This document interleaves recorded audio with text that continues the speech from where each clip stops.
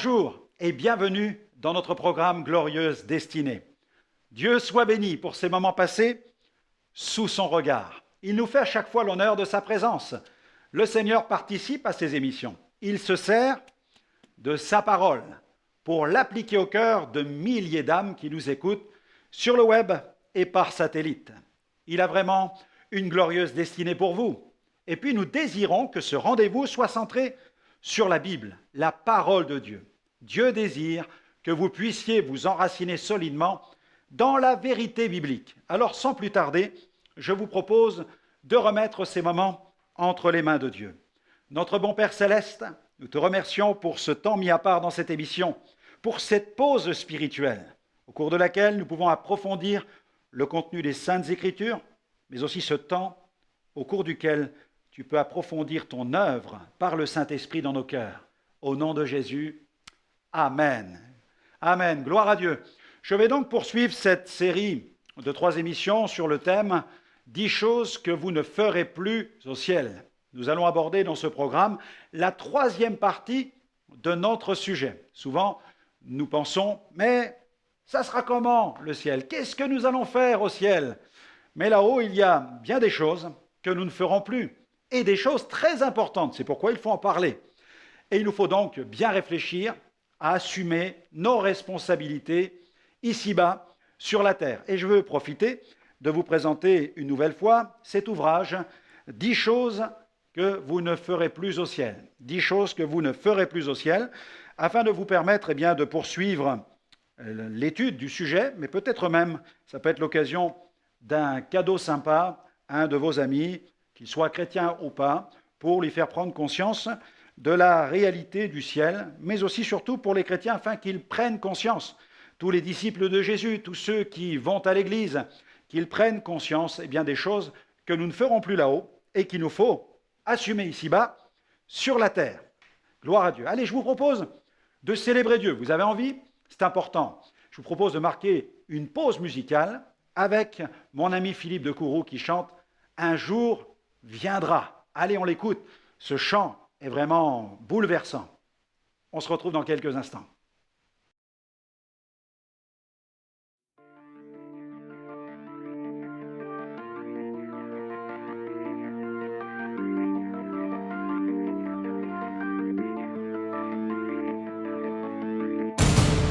Des 6 milliards d'humains sur ce même grain de sable, qui n'est qu'un petit point perdu dans l'insondable. Il y a ceux qui ont les droits de l'homme, ceux qui ont que le droit de se taire. Il y a ceux qui surconsomment et ceux qui crèvent la misère. Ceux qui font des discours pour masquer l'injustice et les appels au secours de ceux qui la subissent. Il y a ceux qui passent leur vie à voler et détruire ce que d'autres avaient mis des années à construire. Et puis ces dirigeants, criminels impunis, devant qui certains grands déroulent leur tapis, les appelant amis malgré le sang versé, et qui restent à jamais témoins de leur folie. À tous les puissants du monde, présidents, décideurs, les grands qui mènent la ronde, où l'argent règne en maître et seigneur, ceux pour qui tout est possible, à qui tous les coups sont permis, protégés, invincibles, cachés sous de faux alibis. À ceux qui ont tous les droits, l'immunité des plus forts, qui trônent au-dessus des lois en toute impunité, encore et encore. Ceux qui jouent avec le crime, les innocents aux mains sales du sang de leurs victimes, sans âme et sans morale. Si Dieu semble laisser faire, si le mal a triomphé, un jour viendra où il faudra payer. Un jour viendra où les livres seront ouverts. Un jour viendra où les comptes seront réglés. Un jour viendra où les ténèbres fuiront devant la lumière. Et personne ne pourra plus rien cacher.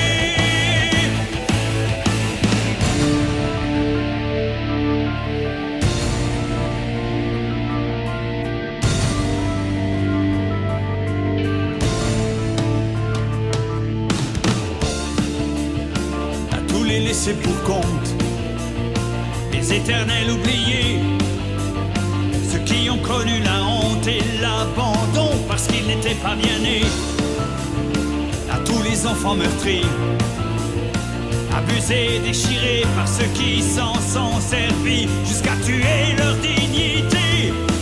Si Dieu semble sur la terre vous avoir oublié, un jour viendra où vos larmes seront séchées. Un jour viendra où les livres seront ouverts. Un jour viendra où les comptes seront réglés. Un jour viendra où l'injustice enfin va triompher.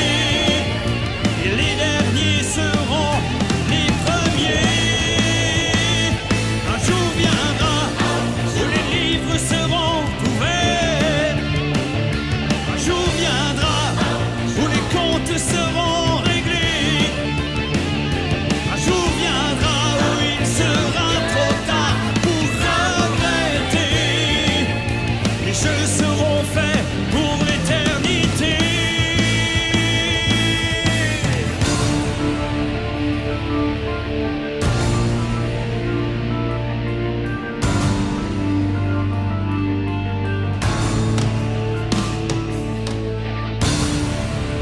Quand s'allumeront les projecteurs sur l'écran du film de ma vie et que tous seront spectateurs de ce que je croyais avoir enfoui, de tout le mal que j'ai pu faire et du bien que je n'ai pas fait, de tout ce que j'ai foutu en l'air et de l'amour que j'ai pas su donner, est-ce que je pourrais rester debout et affronter la vérité, ou est-ce que je pense être assez fou pour croire que je pourrais m'en tirer encore,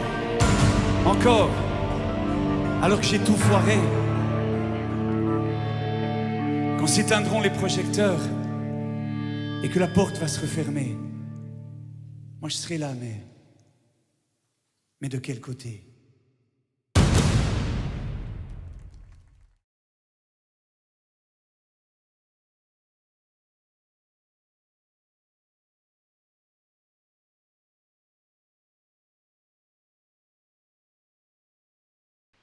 Dieu soit loué. Merci à Philippe de Courroux.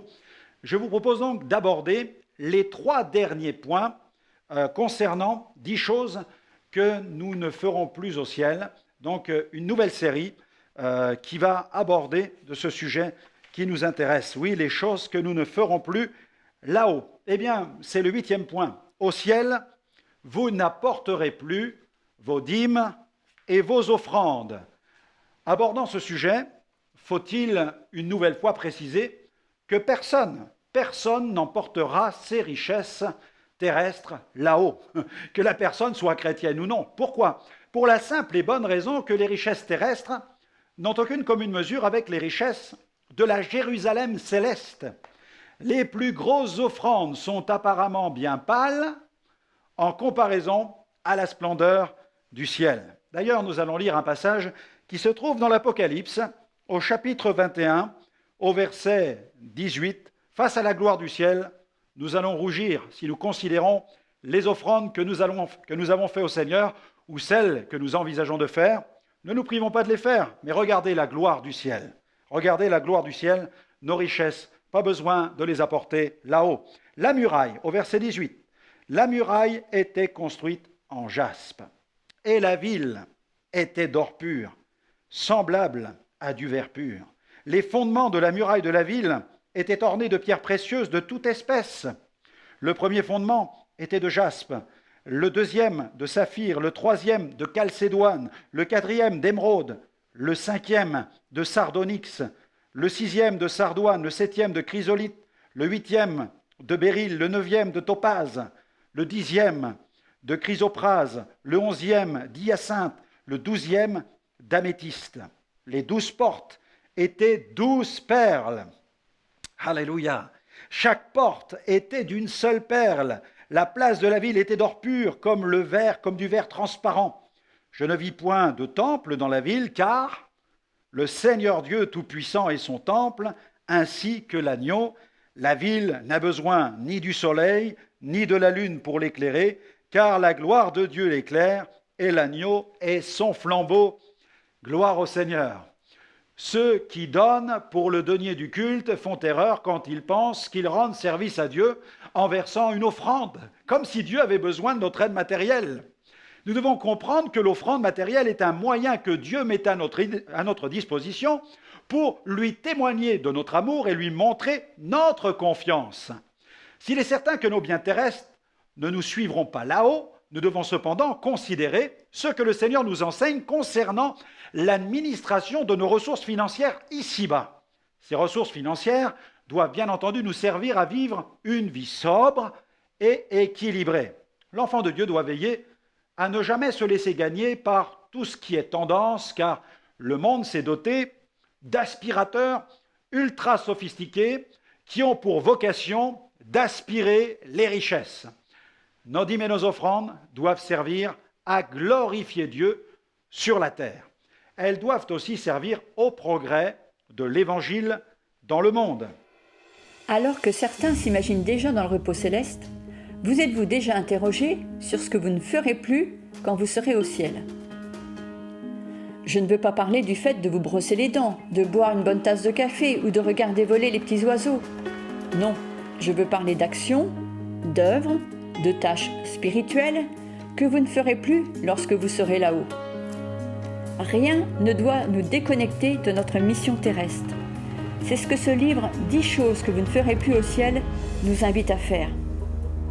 Vous pouvez vous procurer ce livre sur notre site www.gospelvision-international.com.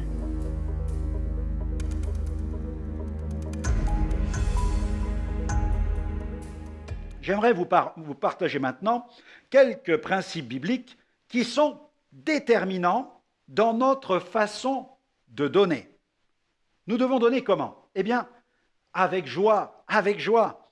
Dans 2 Corinthiens 9, verset 7, « Car Dieu aime celui qui donne avec joie. » Un autre conseil de la parole, il nous faut donner avec le cœur. Dans 2 Corinthiens 9, verset 7, « Que chacun donne comme il l'a résolu en son cœur, sans tristesse ni contrainte. » Et puis dans le premier livre des Chroniques au chapitre 29, le verset 9, « Le peuple se réjouit de leurs offrandes volontaires, car c'était avec un cœur sans partage qu'ils s'étaient portés volontaires pour l'Éternel, et le roi David en eut aussi une grande joie. » Donc avec joie, avec cœur, mais aussi avec précision. Tite 3, versets 13 à 14, Paul adresse cette exhortation. « Et soin de pourvoir au voyage de Zénas, le docteur de la loi, et d'Apollos, en sorte que rien ne leur manque.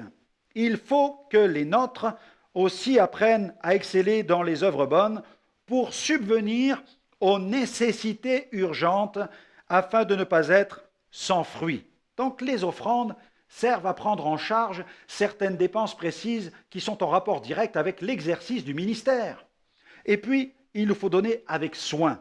Dans 2 Corinthiens 8, verset 20, « Nous voulons éviter qu'on nous blâme au sujet de cette abondante collecte dont nous avons la charge. » Donc il est question ici d'un soin particulier. Et puis avec zèle, dans 2 Corinthiens 8, 7, toujours, Paul souligne le zèle des Corinthiens dans ce domaine, de même que vous excellez en tout, en foi, en parole, en connaissance, en empressement de tout genre, et en votre amour pour nous, faites sorte d'exceller aussi en cette œuvre de grâce.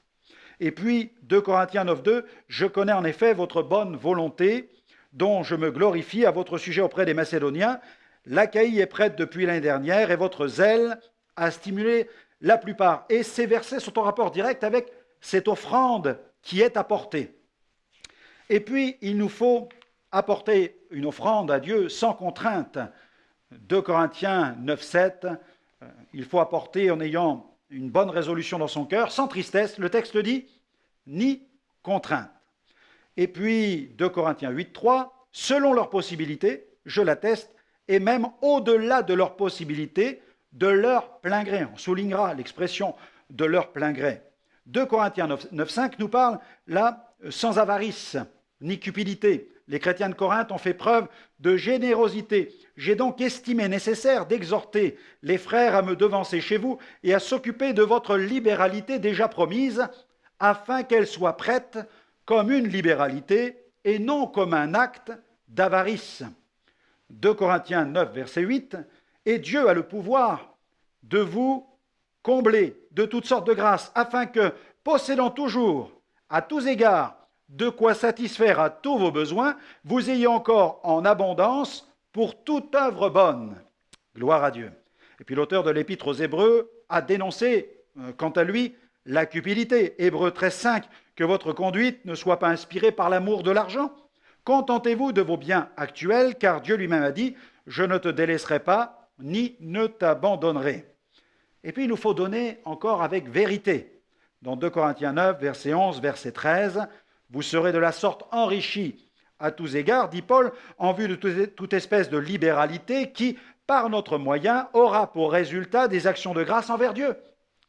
Vu la valeur de ce service, il glorifie Dieu au sujet de votre obéissance, à confesser l'évangile du Christ et de la libéralité de votre communion envers eux et envers tous. » Et puis, un autre point important, il nous faut donner avec vision.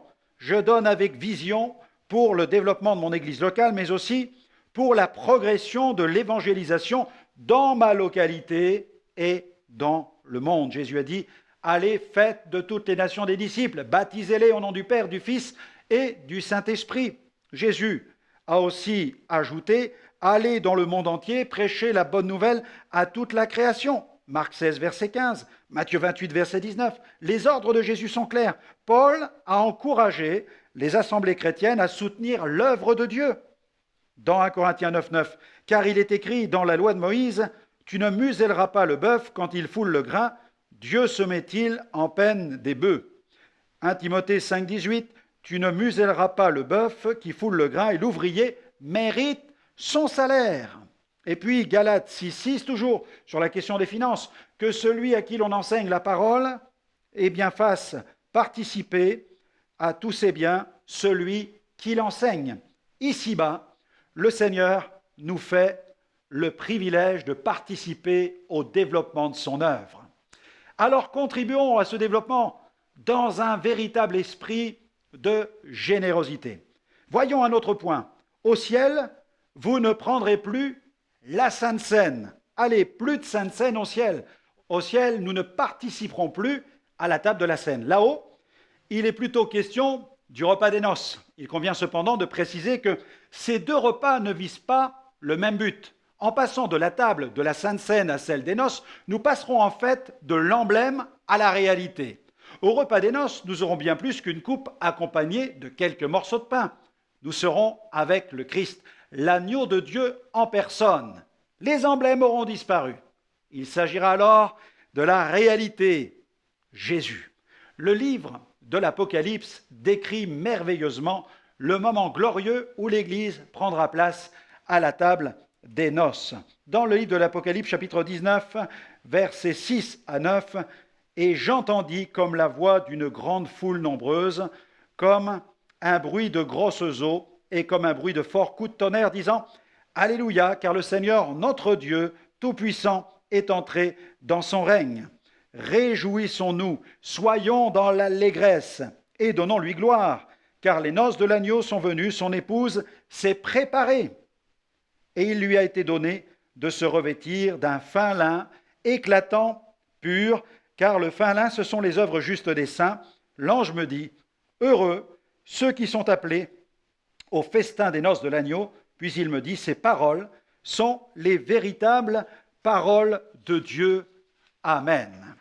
Et puis, les conditions nécessaires pour participer à ces deux repas témoignent d'une autre différence importante. En effet, pour participer à la Sainte Seine, il est demandé de s'examiner, c'est-à-dire de discerner le corps et le sang du Seigneur dans les emblèmes. Paul en parle dans sa première épître aux Corinthiens, chapitre 11, verset 29, il écrit « Car celui qui mange et boit sans discerner le corps du Seigneur, mange et boit un jugement contre lui-même. » Cet examen est important quand nous prenons la Sainte Seine entre nous, ici-bas. Cette introspection garde l'enfant de Dieu de toute espèce de disqualification. Et puis en nous examinant et en nous jugeant nous-mêmes, nous nous préparons pour un autre repas, celui des noces de l'agneau. En effet, si le chrétien veut participer à ce repas céleste et entrer dans la gloire, il doit veiller à s'examiner lui-même quand il participe à la table du Seigneur ici-bas. Nous ne devons jamais perdre de vue que le repas des noces sera précédé d'un événement glorieux qui s'appelle l'enlèvement. Cet enlèvement sera en quelque sorte une forme de jugement, car seuls les enfants de Dieu qui auront été jugés dignes de participer au repas des noces seront enlevés. Les autres seront laissés. Regardez ce que Jésus a déclaré dans l'évangile de Matthieu. Matthieu, chapitre 24, verset 36. « Pour ce qui est du jour et de l'heure, personne ne le sait, ni les anges des cieux, ni le Fils, mais le Père seul. Ce qui arriva du temps de Noé arrivera de même à l'avènement du Fils de l'homme. Car dans les jours qui précédèrent le déluge, les hommes mangeaient et buvaient, se mariaient et mariaient leurs enfants, jusqu'au jour où Noé entra dans l'arche. Et ils ne se doutèrent de rien, jusqu'à ce que le déluge vienne et les emporte tous. Il en sera de même à l'avènement du Fils de l'homme. Alors de deux hommes qui seront dans un champ, l'un sera pris et l'autre laissé. De deux femmes qui moudront à la meule, l'une sera prise et l'autre laissée. Veillez donc, puisque vous ne savez pas quel jour votre Seigneur viendra. Amen. Veillons donc à notre manière de participer à la Sainte Seine. Lisons un autre passage dans la première aux Corinthiens, chapitre 11, versets 27 à 34. C'est l'apôtre Paul qui, dans cet esprit, désire nous préparer pour le repas des noces en nous appelant à nous introspecter concernant aussi le repas de la Sainte Seine. 1 Corinthiens 11, verset 27. C'est pourquoi celui qui mangera le pain ou boira la coupe du Seigneur indignement sera coupable envers le corps et le sang du Seigneur. Que chacun donc s'éprouve soi-même et qu'ainsi il mange du pain et boive de la coupe, car celui qui mange et boit sans discerner le corps du Seigneur mange et boit un jugement contre lui-même. C'est pour cela qu'il y a parmi vous beaucoup d'infirmes et de malades et qu'un grand nombre sont morts. Si nous nous jugions nous-mêmes, nous ne serions pas jugés. Mais quand nous sommes jugés, nous sommes châtiés par le Seigneur afin que nous ne soyons pas condamnés avec le monde. Ainsi, mes frères, lorsque vous vous réunissez pour le repas, attendez-vous les uns les autres. Si quelqu'un a faim, qu'il mange chez lui, afin que vous ne vous réunissiez pas pour attirer un jugement sur vous. Je réglerai les autres choses quand je serai arrivé. Notre vision céleste ne doit jamais nous déconnecter de notre mission terrestre. Ce livre, 10 choses que vous ne ferez plus au ciel, nous le rappelle. N'hésitez pas à vous le procurer. Et puis, poursuivons, il y a encore un autre point touchant aux 10 choses que nous ne ferons plus au ciel. Eh bien, au ciel, vous n'évangéliserez plus. Essayez d'imaginer quelques instants tous ces évangélistes qui ont marqué l'histoire du christianisme réunis dans le ciel.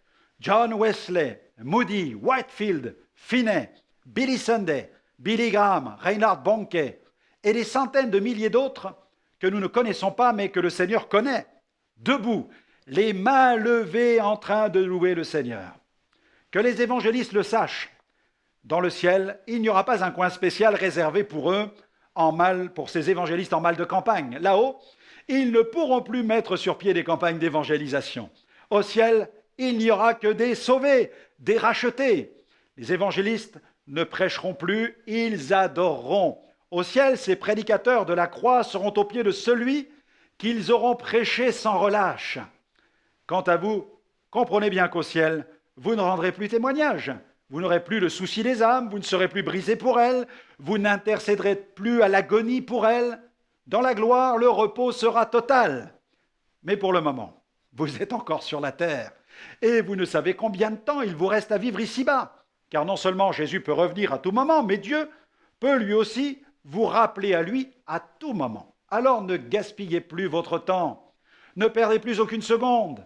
Rachetez le temps. Prenez conscience de la brièveté de la vie humaine. Prenez conscience aussi de l'urgence de proclamer la bonne nouvelle du salut à ceux qui vous entourent.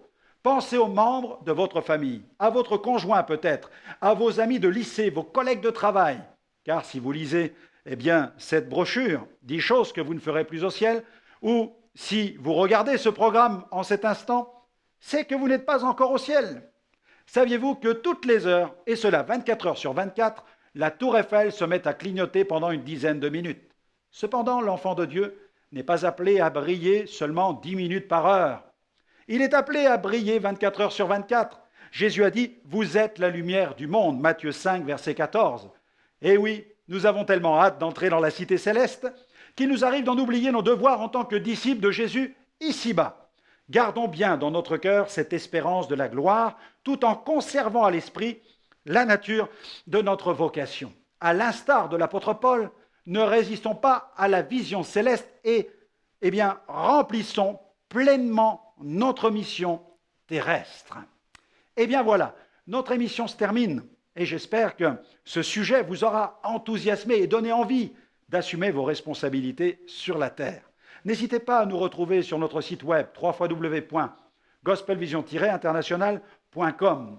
Vous pourrez y retrouver de nombreuses émissions en replay. Je suis sûr qu'elles vont vous bénir. Et je prie que le Seigneur continue à répandre sur vous sa grâce, son Saint-Esprit, et qu'il vous conduise dans les œuvres qu'il a préparées d'avance pour vous, parce qu'il a vraiment une destinée.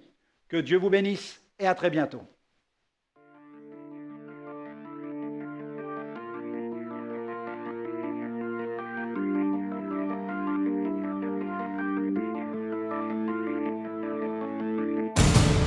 Des 6 milliards d'humains sur ce même grain de sable, qui n'est qu'un petit point perdu dans l'insondable. Il y a ceux qui ont les droits de l'homme, ceux qui ont que le droit de se taire. Il y a ceux qui surconsomment et ceux qui crèvent la misère. Ceux qui font des discours pour masquer l'injustice et les appels au secours de ceux qui la subissent. Il y a ceux qui passent leur vie à voler et détruire ce que d'autres avaient mis des années à construire. Et puis ces dirigeants, criminels impunis, devant qui certains grands déroulent leur tapis, les appelant amis malgré le sang versé, et qui restent à jamais témoins de leur folie. À tous les puissants du monde, présidents, décideurs, les grands qui mènent la ronde, où l'argent règne en maître et seigneur, ceux pour qui tout est possible, à qui tous les coups sont permis, protégés, invincibles, cachés sous de faux alibis. À ceux qui ont tous les droits, l'immunité des plus forts, qui trônent au-dessus des lois, en toute impunité, encore et encore. Ceux qui jouent avec le crime, les innocents aux mains sales du sang de leurs victimes, sans âme et sans morale. Si Dieu semble laisser